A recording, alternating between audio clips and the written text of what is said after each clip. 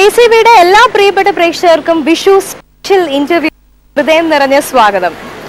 ഇന്ന് നമുക്ക് കുട്ടിക്കാലത്തെ നല്ല വിഷു സ്മരണകളൊക്കെ ഷെയർ ചെയ്യാനെത്തുന്ന ആ പേഴ്സണാലിറ്റി ആരാണ് എന്നറിഞ്ഞാൽ തീർച്ചയായിട്ടും നിങ്ങൾക്ക് ഒരല്പം കൗതുകം തോന്നും.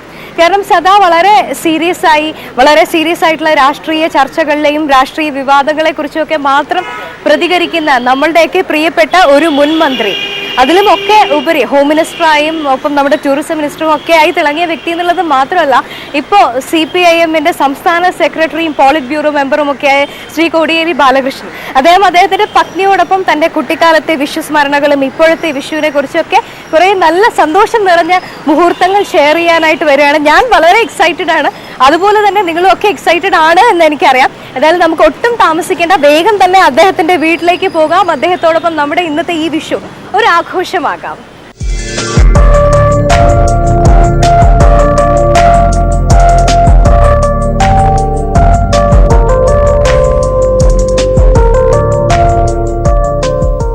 അങ്ങനെ മുൻപ് ഞാൻ പറഞ്ഞതുപോലെ എൻ്റെ ഇത്തവണത്തെ വിഷു കോടിയേരി സാറിനോടും ഫാമിലിയോടും ഒപ്പമാണ്. ഞാനിപ്പോൾ വീട്ടിലെത്തി കഴിഞ്ഞു. എൻ്റെ മാത്രമല്ല, നമ്മുടെ ACB വ്യൂവേഴ്സിൻ്റെ ഒക്കെ തന്നെയും. അപ്പോൾ സാറിൻ്റെ വിഷു വിശേഷങ്ങൾ എന്തൊക്കെയെന്ന് നമുക്ക് ചോദിച്ചു തുടങ്ങാം.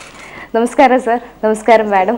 ഒപ്പം ഒരു കൊച്ചു ഗസ്റ്റ് കൂടി ഉണ്ട് കേട്ടോ, ഒരു ഭദ്രക്കുട്ടി, നല്ല പാട്ടുകാരിയാണ്, നല്ല പാട്ടൊക്കെ പാടിത്തരാമെന്ന് പറഞ്ഞിട്ടുണ്ട്. എന്തായാലും അതിലേക്ക് പോകുന്നതിന് മുമ്പ് സാറ് ഒരു വിഷു കൈനീട്ടമായിട്ടാണ് ഇത്തവണ ഇരട്ടി മധുരമുള്ള ഒരു വിഷുവാണ്. കാരണം പാർട്ടിയുടെ സെക്രട്ടറി ആവുക എന്ന് പറയുന്ന വലിയൊരു ചുമതല കൂടി കിട്ടിയിരിക്കുന്ന വിഷുവാണ്.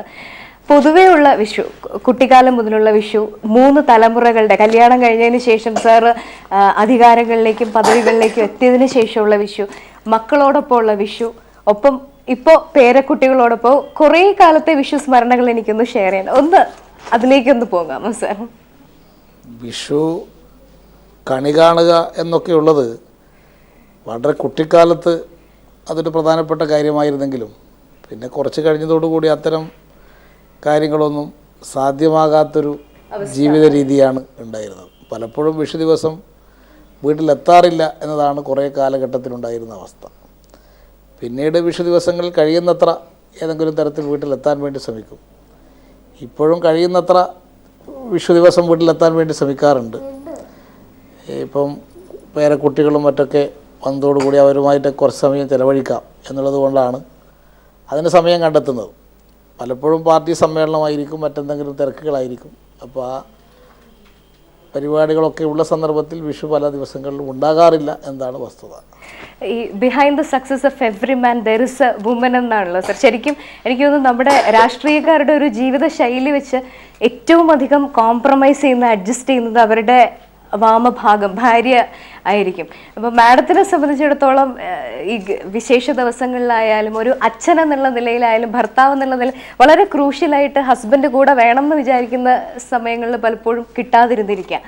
ആ സാഹചര്യങ്ങളൊക്കെ എങ്ങനെയാണ് മാനേജ് ചെയ്തിരുന്നത്? അങ്ങനെ ഒരു പ്രത്യേകത ഒന്നും തോന്നിയിട്ടൊന്നുമില്ല. ആദ്യം മുതലേ ശീലമായിരുന്നു. അതൊരു ഹാബിറ്റായി മാറി പിന്നീട്.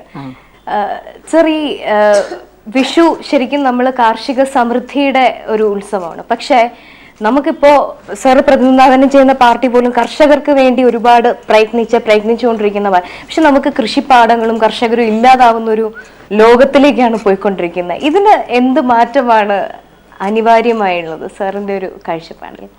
കൃഷി പ്രധാനമായിട്ട് നെൽകൃഷി ഇപ്പോൾ ഇല്ലാതായിക്കൊണ്ടിരിക്കുകയാണ്. പാടങ്ങളെല്ലാം നികത്താൻ തുടങ്ങിയതോടുകൂടിയാണ് നെൽ കൃഷി ഇല്ലാതായിക്കൊണ്ടിരിക്കുന്നത്. ഇതിൻ്റെ ഫലമായിട്ട് നമ്മുടെ ഒരു കാർഷിക സംസ്കാരം നമുക്ക് നഷ്ടപ്പെട്ടുകൊണ്ടിരിക്കുകയാണ്.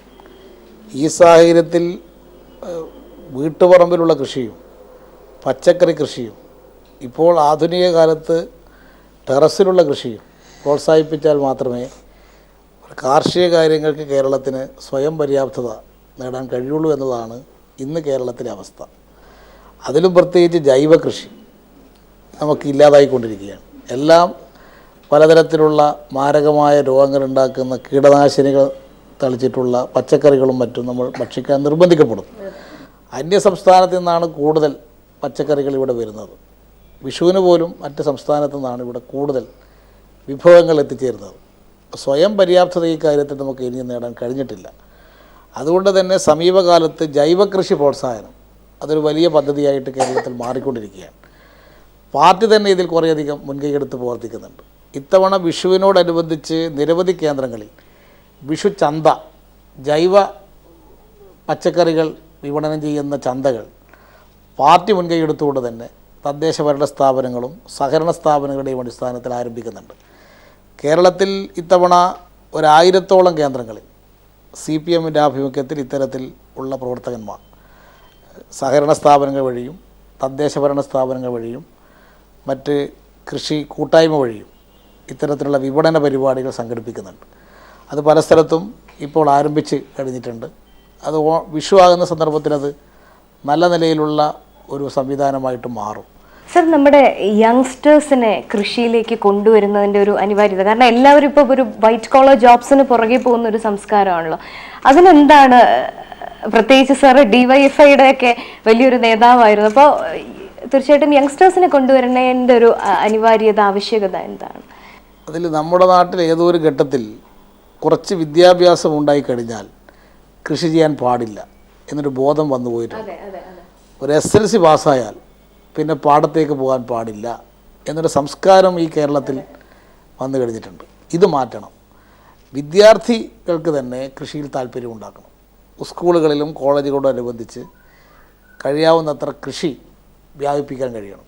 മുമ്പൊക്കെ ടീച്ചേഴ്സ് ട്രെയിനിങ്ങിൻ്റെ സന്ദർഭത്തിൽ അധ്യാപക പരിശീലന ഘട്ടത്തിൽ കൃഷി അതിൻ്റെ ഒരു പ്രധാനപ്പെട്ട ഒരു പരിപാടിയായിരുന്നു. ഇപ്പോൾ അതും വേണ്ടത്ര നടക്കുന്നില്ലാത്തൊരു സ്ഥിതി വന്നു. അപ്പോൾ സ്കൂൾ വിദ്യാഭ്യാസം, കോളേജ് വിദ്യാഭ്യാസ ഘട്ടത്തിൽ തന്നെ കൃഷിയോട് താല്പര്യം ഉണ്ടാക്കുകയും ഒരു നിശ്ചിത സമയത്ത് കൃഷി പരിപാടികളിലേക്ക് വിദ്യാർത്ഥികൾ തന്നെ ഏർപ്പെടുകയും ചെയ്യുന്നൊരു സംസ്കാരം രൂപപ്പെടുത്തിയെടുക്കണം. ഇവിടെ തന്നെ ഈ വിവിധ സന്നദ്ധ സംഘടനകൾ കാർഷിക പ്രവൃത്തിയിലേക്ക് ഏർപ്പെടുന്നൊരു സ്ഥിതി വന്നിട്ടുണ്ട്. സമീപകാലത്ത് കേരളത്തിൽ പ്രത്യേകിച്ച് ഞങ്ങളുടെ പാർട്ടി മുൻകൈ എടുത്തുകൊണ്ട് ഇതിനൊരു പ്രവർത്തനം ആരംഭിച്ചിട്ടുണ്ട്. ഇത് ഏതെങ്കിലും ഒരു വിഭാഗത്തിൽ അന്യമായിട്ടുള്ളൊരു കാര്യമല്ല. കുടുംബസമേതം ചെയ്യേണ്ടതാണ് കൃഷി എന്നുള്ളൊരു ബോധം ഉണ്ടാക്കണം. അതുകൊണ്ട് ഇപ്പോൾ വീട്ടു പറമ്പിൽ കൃഷി ചെയ്യാൻ ചില സ്ഥലത്ത് സാധിച്ചില്ല എന്ന് വരും. ഇപ്പോൾ മിക്ക ആളുകളും ഫ്ലാറ്റിലാണ് താമസിക്കുന്നത്. ഫ്ലാറ്റുകളോടനുബന്ധിച്ച് തന്നെ കൃഷി ചെയ്യാൻ സാധിക്കുന്ന ഒരു പുതിയൊരു സംവിധാനം ഇപ്പോൾ രൂപപ്പെട്ടു വന്നിട്ടുണ്ട്. അത് വ്യാപകമാകാൻ പോവുകയാണ്. അതിനെ ഇനിയും പ്രോത്സാഹിപ്പിക്കാൻ കഴിഞ്ഞാൽ നമുക്ക് ഈ മേഖലയിൽ പുതിയ തലമുറയെയും കാർഷിക രംഗത്തേക്ക് ആകർഷിക്കാൻ കഴിയും എന്നാണ് എനിക്ക് തോന്നുന്നത്. ഇനി അടുത്തത് എനിക്ക് മാഡത്തിനോടാണ് ചോദിക്കാനുള്ളത്. അതായത് വിഷു എന്ന് പറയുമ്പോൾ നമുക്കൊരു കൂട്ടായ്മയാണ്. പ്രത്യേകിച്ച് ഇപ്പോൾ മക്കളുമൊക്കെ എബ്രോഡായിരിക്കും, അവരെല്ലാം ഒരുമിച്ച് വരും, അവർക്കായിട്ട് സദ്യ ഉണ്ടാക്കുക, അവരോടൊപ്പം അവർക്ക് വിഷുക്കണി, വിഷു കൈനീട്ടം സാറ് നൽകുക. ആ ഒരു സ്മരണ ഇത്തവണത്തെ വിഷു എങ്ങനെയാണ് സ്പെഷ്യൽ ആയിട്ടുള്ളത്? ഇത്തവണത്തെ വിഷുവിന് ചിലപ്പം ഇവർ തന്നെ ഉണ്ടാവില്ല, പാർട്ടി കോൺഗ്രസ് വേണ്ടി പോവാണല്ലോ. അതെ അതെ, അത് അന്ന് ഉണ്ടാവില്ല, വിഷുവിൻ്റെ ദിവസം ഉണ്ടാവില്ല. മിക്കവാറും ഞാനും കുട്ടികൾ അതുകൊണ്ട് തന്നെ മക്കളും വരില്ലാത്തത്, ഇവരില്ലാത്തതുകൊണ്ട് ഇല്ല. അപ്പൊ ശരിക്കും ഇത്തവണത്തെ വിഷു മിസ് ചെയ്യാണ്, എല്ലാരെയും മിസ് ചെയ്യാണ്. സാധാരണ ഫെസ്റ്റിവൽസ് എങ്ങനെയാണ്? ഇപ്പൊ സാറ് സാധാരണ കുട്ടികൾ വരാറുണ്ട്, മക്കളുണ്ടാകുന്നുണ്ട്, അവരെ ഭാര്യമാരും കുട്ടികളും എല്ലാം ആയിട്ട് എല്ലാ ആഘോഷത്തിനും അവരും വരാറുണ്ട്. അങ്ങനെ നല്ല രസമായിട്ട് കൂട്ടായിട്ടാണ് ആഘോഷിക്കാറുള്ളത്. വിഷുക്കണി വെക്കുകയും വിഷു കൈനീട്ടം കൊടുക്കുകയും. ഞങ്ങളെ നാട്ടിലാണെങ്കിൽ അവിടെയുള്ള ആൾക്കാരൊക്കെ വരും, ഞങ്ങളെ ബന്ധുക്കളും ആൾക്കാരും ഒക്കെ വരും. നല്ല ഇപ്രാവശ്യം അതെല്ലാം നഷ്ടമാവുന്ന, അതൊന്നും ഇവരുണ്ടാവില്ല. അതുകൊണ്ട് ആൺകുട്ടികൾ രണ്ടാളും വരില്ലായിരിക്കും. മാഡം, ഞാൻ നേരത്തെ സൂചിപ്പിച്ച ഒരു രാഷ്ട്രീയ നേതാവിന്റെ ഭാര്യയായിരിക്കുക എന്നുള്ളത് വളരെ ബുദ്ധിമുട്ടുള്ള ഒരു കാര്യമാണ്. പുറമേ നിന്ന് എല്ലാവരും നോക്കുമ്പോൾ ഒരു തോന്നുമെങ്കിൽ പോലും വീട്ടിൽ വരുന്ന ഒരു ഗസ്റ്റിനെ പോലും നമ്മൾ മൈൻഡ് ചെയ്യാതിരിക്കാൻ പറ്റില്ല. അവർക്ക് വേണ്ട എല്ലാ സൽക്കാരങ്ങളും ചെയ്യണം. അപ്പോൾ അതെങ്ങനെയാണ് അത്തരത്തിലുള്ള നല്ല സന്തോഷത്തോടെ ചെയ്യലുണ്ട്. അതൊക്കെ എൻജോയ് ചെയ്യാറുണ്ട് ശരിക്കും. വീട്ടിൽ വരുന്ന ഗസ്റ്റിനോടെല്ലാം മിക്കവാറും എല്ലാവരെയും നമ്മൾ കാണാറുണ്ട്, സംസാരിക്കാറുണ്ട്. അതൊന്നും ഒരു ബുദ്ധിമുട്ടായിട്ടേ തോന്നലില്ല. മാഡത്തിനോട് സാറിനെ പറ്റി ആരെങ്കിലും പറഞ്ഞ ഏറ്റവും നല്ലൊരു കോംപ്ലിമെന്റ് അങ്ങനെ ഓർത്തെടുക്കാൻ എന്തെങ്കിലും? സാറിനെ കൊണ്ട് എല്ലാവരും പറയും, എല്ലാവരോടും ദേഷ്യം പിടിക്കൂല, നല്ല ചിരിയാണ്. അത് തന്നെയാണ് എനിക്കും പറയാനുള്ളത്. അങ്ങനെ പെട്ടെന്നൊന്നും അങ്ങനെ ദേഷ്യം പിടിക്കുന്ന ഒരാളല്ല, വളരെ സോഫ്റ്റ് ആയിട്ടുള്ള ഒരു വ്യക്തിയാണ്. അതുമായിട്ട് ലിങ്ക് ചെയ്ത് തന്നെ ഒരു ക്വസ്റ്റ്യനിലേക്ക് വരികയാണ് സാർ. ഞാനിപ്പോ സാർ പാർട്ടി സെക്രട്ടറി ആയിരിക്കുന്ന സമയത്ത് ഇപ്പോൾ രണ്ട് ശൈലി, അതായത് ഒരു ശൈലിയിലെ ഭരണത്തിൽ നിന്ന് നമ്മൾ മറ്റൊരു ശൈലിയിൽ കുറച്ചുകൂടി സോഫ്റ്റ് മൂഡിലേക്ക് പോവുകയാണെന്നുള്ള രീതിയിലൊക്കെ നല്ല സജഷൻസ്, കമന്റ്സ് കേട്ടു. അതിനെ സാർ എങ്ങനെയാണ് വീക്ഷിക്കുന്നത്? പാർട്ടി സംസ്ഥാന സെക്രട്ടറി എന്നുള്ള നിലയിൽ പല ഉത്തരവാദിത്തങ്ങളും ഏറ്റെടുക്കേണ്ടി വരും. ആ ഉത്തരവാദിത്തങ്ങളൊക്കെ പാർട്ടിയുടെ താല്പര്യത്തിനനുസരിച്ച് കൊണ്ട് തന്നെ ചെയ്യണം. അത്തരം പ്രശ്നങ്ങൾ ഉണ്ടാകുമ്പോൾ പാർട്ടി താല്പര്യത്തിനായിരിക്കും മുൻഗണന കൊടുക്കുക. അങ്ങനെയുള്ള ഘട്ടങ്ങളിൽ പാർട്ടി താല്പര്യം ഉയർത്തിപ്പിടിക്കാതെ വന്നാൽ അത് ഈ പ്രവർത്തനത്തിൽ എനിക്ക് പോരായ്മയുണ്ടെന്ന് വിലയിരുത്തപ്പെടും. വ്യക്തിപരമായ താല്പര്യങ്ങളും പാർട്ടി താല്പര്യങ്ങളും നമ്മൾ ഏറ്റുമുട്ടുമ്പോൾ പാർട്ടി താല്പര്യത്തിന് മുൻഗണന കൊടുക്കും. പക്ഷേ എല്ലാവരോടും വ്യക്തിപരമായ സ്നേഹബന്ധങ്ങൾ നിലനിർത്തും. അത് നിലനിർത്തിക്കൊണ്ട് തന്നെ പാർട്ടി താല്പര്യം ഉയർത്തിപ്പിടിക്കാൻ കഴിയും. വ്യക്തിപരമായ സ്നേഹബന്ധങ്ങൾ ഉള്ളതുകൊണ്ട് പാർട്ടിയുടെ കാര്യങ്ങളിൽ യാതൊരു വിട്ടുവീഴ്ചയും ആരോടും സ്വീകരിക്കുന്ന പ്രശ്നവും ഉണ്ടാകാൻ പോകുന്നില്ല. സാറ് ശരിക്കും സാറ് കൈകാര്യം ചെയ്തിരുന്ന ഒരു വകുപ്പ്, അതായത് ഹോം മിനിസ്റ്റർ എന്ന് പറഞ്ഞാൽ എപ്പോഴും ഏറ്റവും അധികം വിവാദങ്ങളിൽ ചെന്നുപെടാൻ സാധ്യതയുള്ള ഒരു വകുപ്പാണ്. പക്ഷെ എങ്കിൽ പോലും വളരെ നല്ല രീതിയിൽ 5 വർഷം വലിയ വിവാദങ്ങളൊന്നും ഇല്ലാതെ സാറിന്റെ ഒരു എൻറ്റയർ കരിയർ നമ്മൾ നോക്കിക്കഴിഞ്ഞാലും വലിയ വിവാദങ്ങളിലൊന്നും പെടാതെ നല്ലൊരു ഇമേജ് എപ്പോഴും മെയിൻറ്റെയിൻ ചെയ്യാൻ സാധ്യത, അത് ബോധപൂർവമായിട്ട് ഇതിനു വേണ്ടി ശ്രദ്ധിക്കുന്നുണ്ടോ എന്നൊരു ചോദ്യം ചോദിക്കുകയാണെങ്കിൽ എങ്ങനെയായിരിക്കും സാറ് റിയാക്ട് ചെയ്യുന്നത്? അത് ഓരോ പ്രശ്നങ്ങളും നമ്മൾ ഓരോ ദിവസവും നേരിടേണ്ടതായിട്ട് വരും. അങ്ങനെ നേരിടേണ്ടി വരുന്ന പ്രശ്നങ്ങളെ അത് സമചിത്തതയോടുകൂടിയും അതിൻ്റെ വിവിധ വിഷയങ്ങൾ മനസ്സിൽ കണ്ടുകൊണ്ടും കൈകാര്യം ചെയ്താൽ പ്രശ്നങ്ങൾ നമുക്ക് ഒഴിവാക്കാൻ കഴിയും. അത് വളരെ കുഴഞ്ഞു പറഞ്ഞ പ്രശ്നങ്ങൾ ആഭ്യന്തര വകുപ്പ് കൈകാര്യം ചെയ്യുന്ന സന്ദർഭത്തിൽ സ്വാഭാവികമായിട്ടും ഉണ്ടാവും. അതാത് ദിവസം അതെങ്ങനെ കൈകാര്യം ചെയ്യണം എന്നതിനെ സംബന്ധിച്ച് ഓരോ പ്രശ്നങ്ങൾ ഉയർന്നു വരുന്ന ഘട്ടത്തിൽ മാത്രമേ നമുക്കത് പറയാൻ കഴിയുള്ളൂ. മുൻകൂട്ടി തീരുമാനമെടുത്ത് വെച്ച് ചെയ്യാൻ കഴിയുന്ന കാര്യമല്ല. പക്ഷേ 5 വർഷക്കാലത്തെ അനുഭവം പരിശോധിച്ച് നോക്കിയാൽ അത്തരം പ്രശ്നങ്ങൾ ഇല്ലാതെ എല്ലാവരോടും നല്ല നിലയിൽ ഇടപെട്ടുകൊണ്ട് തന്നെ പ്രശ്നങ്ങൾ കൈകാര്യം ചെയ്യാൻ കഴിഞ്ഞു. പോലീസിൻ്റെ പ്രവർത്തന രീതിയിൽ തന്നെ അതിനനുസരിച്ചുള്ളൊരു മാറ്റങ്ങൾ വരുത്തി. അതൊക്കെ ആ കാലഘട്ടത്തിൽ നടത്തിയ പ്രവർത്തനത്തിൽ എടുത്തു പറയത്തക്ക നേട്ടങ്ങളാണ്. അതൊക്കെ എൻ്റെ ജീവിതത്തിലും എനിക്ക് അവിസ്മരണീയമായ ദിവസങ്ങളാണ്, കാലഘട്ടമായിരുന്നു ആ 5 വർഷം എന്ന കാര്യത്തിൽ യാതൊരു സംശയവുമില്ല. സാർ, നമ്മൾ സാധാരണ രാഷ്ട്രീയ നേതാക്കളുടെ മക്കൾ രാഷ്ട്രീയത്തിലേക്ക് വരുമ്പോൾ മക്കൾ രാഷ്ട്രീയം എന്ന് പറഞ്ഞ് പലപ്പോഴും വിമർശിക്കാറുണ്ട്. ഇപ്പം ശ്രീ ബിനീഷ് കോടിയേരിയെ സംബന്ധിച്ച് നമ്മൾ പറയാൻ വളരെ സജീവമായിട്ട് രാഷ്ട്രീയത്തിൽ നിന്നു, ഇപ്പോൾ ഏതാണ്ട് പൂർണ്ണമായും മാറി എന്നുള്ള രീതിയിലേക്ക് തന്നെ കാര്യങ്ങൾ വന്നുകൊണ്ട്, അത് എന്തുകൊണ്ടാണ്? സാധാരണ നമ്മളൊരു CPM നേതാവ് എന്ന് പറയുമ്പോൾ അങ്ങനെ വലിയൊരു ലക്ഷറി ഒന്നും പ്രതീക്ഷിക്കാൻ വകയില്ല. അപ്പോൾ തീർച്ചയായിട്ടും മക്കൾ കുറച്ചും കൂടി നല്ലൊരു ജോലിയൊക്കെ ആയി വേറൊരു തരത്തിൽ സെറ്റിൽഡ് ആവട്ടെ എന്നൊരു തീരുമാനം സാർ ബോധപൂർവമായിട്ട് എടുത്തിട്ടുണ്ടോ, അതോ രാഷ്ട്രീയത്തിൽ വരണ്ട? എന്താണ് ഇപ്പോഴത്തെ ഒരു തീരുമാനം? അത് എൻ്റെ കുട്ടികൾ വിദ്യാർത്ഥികളായിരുന്ന സന്ദർഭത്തിൽ വലിയ രാഷ്ട്രീയ സംഘടനാ പ്രവർത്തനത്തിൽ വിദ്യാർത്ഥി രംഗത്ത് പങ്കാളികളായിരുന്നവരാണ്. അതിനുവേണ്ടി പലതരത്തിലുള്ള വിഷമങ്ങൾ അവർക്ക് സഹിക്കേണ്ടി വന്നിട്ടുണ്ട്. മർദ്ദനമേറ്റിട്ടുണ്ട്, ജയിലിൽ കിടന്നിട്ടുണ്ട്. ഇങ്ങനെയൊക്കെയുള്ള വിഷമങ്ങൾ അവർക്ക് രാഷ്ട്രീയ സംഘടനാ പ്രവർത്തനത്തിൻ്റെ ഭാഗമായിട്ട് വിദ്യാർത്ഥി രംഗത്ത് നിർവഹിക്കേണ്ടി വന്നിട്ടുണ്ട്. പക്ഷേ ഓരോരുത്തരും എന്താകണമെന്നുള്ളത് ഞാൻ നിർദ്ദേശിച്ച് ചെയ്യേണ്ടുന്ന കാര്യമല്ല. അവരുടെ ഭാവി അവർ തന്നെയാണ് തീരുമാനിക്കപ്പെടുന്നത്. അപ്പം നമ്മുടെ ഭദ്രകുട്ടി പാട്ടൊക്കെ പാടാൻ റെഡിയായി വന്നിരിക്കുകയാണ്. പക്ഷെ ഭദ്രയുടെ ഒരു പ്രശ്നം, ഇംഗ്ലീഷ് പാട്ടേ പാടുള്ളൂ എന്നാണ് പറഞ്ഞിരിക്കുന്നത്. നമുക്കൊന്ന് റിക്വസ്റ്റ് ചെയ്ത് നോക്കാം. ഭദ്രകുട്ടി മലയാളം പാട്ട് പാടിത്തരുമോ ചേച്ചിക്ക്? ഇല്ല, മലയാളം ഒന്നും അറിയില്ല. ഒരു സിനിമാ പാട്ട്, ഏത് സിനിമാ പാട്ട് അറിയാം ഭദ്രയ്ക്ക്? സിനിമാ പാട്ട് വേണ്ട, എന്റെ സ്കൂളിലുള്ള റൈംസ് കൊടുത്തതാ. അറിയുന്നൊരു പാട്ട് Baba black sheep, have you any wool? Yes sir, yes sir, 3 bags full. 1 for my master, 1 for my dame, 1 for the little boy, lift the lane. ഭദ്രകുട്ടിയുടെ Vishu എങ്ങനെയായിരുന്നു കഴിഞ്ഞ വർഷം?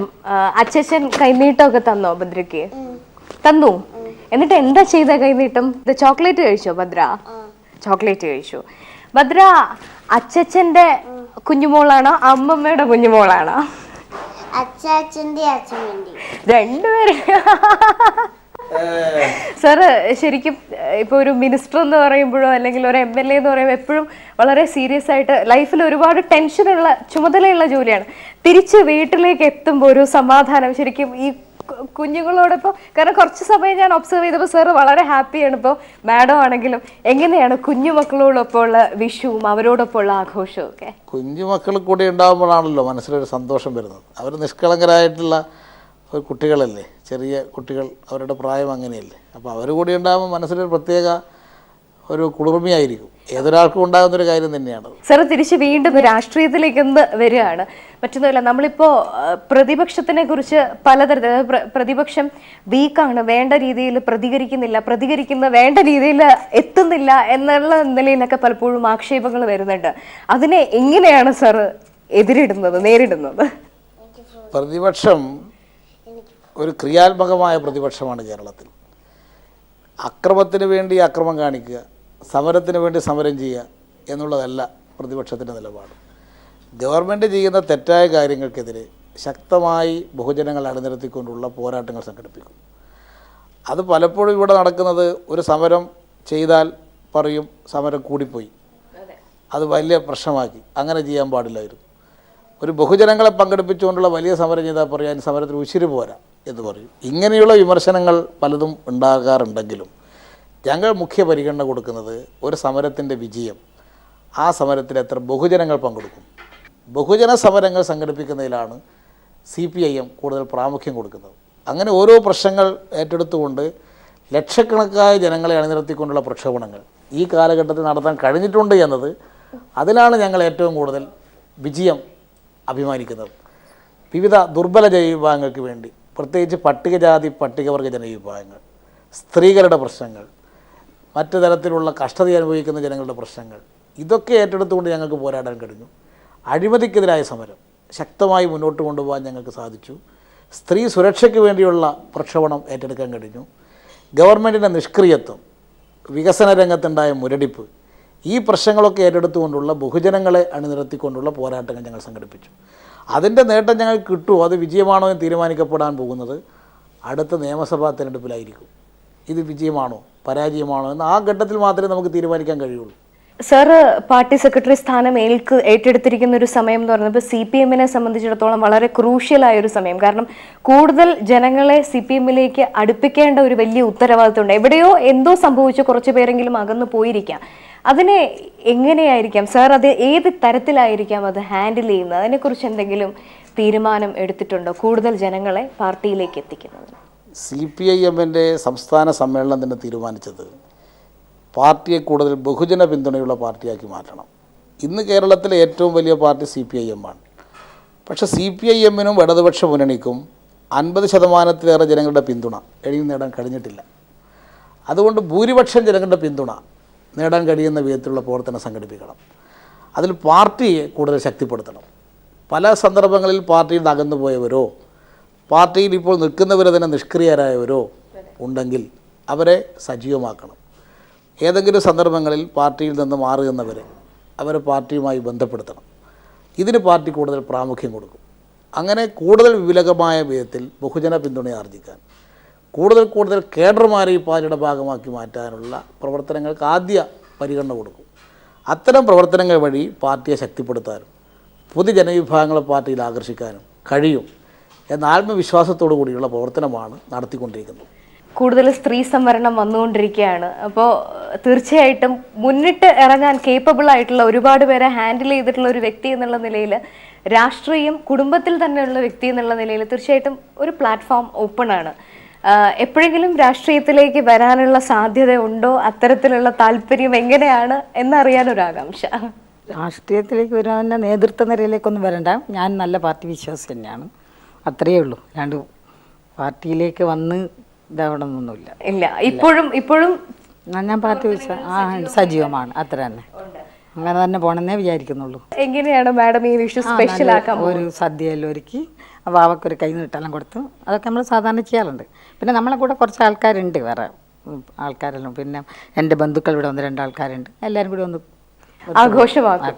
അപ്പോൾ തീർച്ചയായിട്ടും സാർ ഒരുപാട് സന്തോഷം. വളരെ തിരക്ക് പിടിച്ച് വളരെ സീരിയസ് ആയിട്ടുള്ള ചർച്ചകളിൽ മാത്രം കാണുന്ന ഒരു വ്യക്തിയാണ്. അപ്പോൾ കുടുംബത്തോടൊപ്പം ഒരല്പസമയം നമുക്ക് തന്നതിൽ ഒരുപാട് സന്തോഷമുണ്ട്. അപ്പോൾ മാഡത്തിനോടും ഞങ്ങൾ സ്പെഷ്യലി റിക്വസ്റ്റ് ചെയ്ത് നമ്മളോടൊപ്പം ഒന്ന് ഇരിക്കണം, നമ്മുടെ ദിവസമാണ്, നമ്മുടെ സന്തോഷമാണ് എന്നൊക്കെ പറഞ്ഞിട്ടാണ് വന്നത്. ഒരുപാട് സന്തോഷം സാർ. ഇനി പാർട്ടി സെക്രട്ടറി എന്നുള്ള നിലയിലും രാഷ്ട്രീയ നേതാവ് എന്നുള്ള നിലയിലും ഒരച്ഛൻ എന്നുള്ള നിലയിലും അച്ഛൻ എന്നുള്ള നിലയിലും എല്ലാ ഭാഗ്യങ്ങളും സന്തോഷവും സാറിനെയും കുടുംബത്തെയും തേടിയെത്തട്ടെ. എല്ലാ പ്രാർത്ഥനകളും. ഒരുപാട് നന്ദി.